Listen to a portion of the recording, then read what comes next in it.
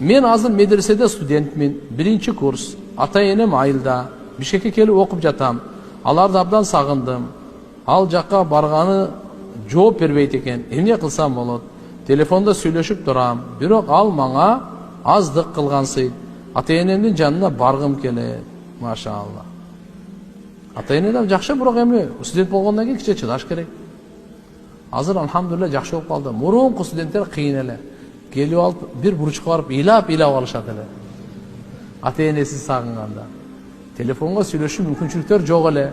Азыр телефондун дагы карап сөйлөшө турганы чыкпады бу. Туурабы? Эмне деп коет эле? Видео звонок мынакей. Көрүп туруп сөйлөшө. Иншалла Кудай кааласа. Устаз, мен сизден бир жардам кеңеш сурайын деп, менин кайнатам көп ичет. Үйдө күндөгө жаңжал, ичпеген күнү деле. Жолдошум баласы аябай жоош, кайнатамы сыйлайт. Бирок кайнатамын асылганы эле баласы аябай көп сөгөт, урушат, кылган иштерин эч жактырбайт. Акыркы күндөрү дагы көп асылып, көп сөгүп салды. Баласынын үйгө келгиси келбейт. Аябай чүнчүп кеткен. Оорусу да көбөйүп, же жумуштан дагы болбойт. Мен дагы аябай кыйналып кеттим. Аны сөккөн сайын жүрөгүм ооруйт. Кандай кылсам болот? Мен дагы оорукчан болуп, соо жерим жок. Качып эле кетким келет.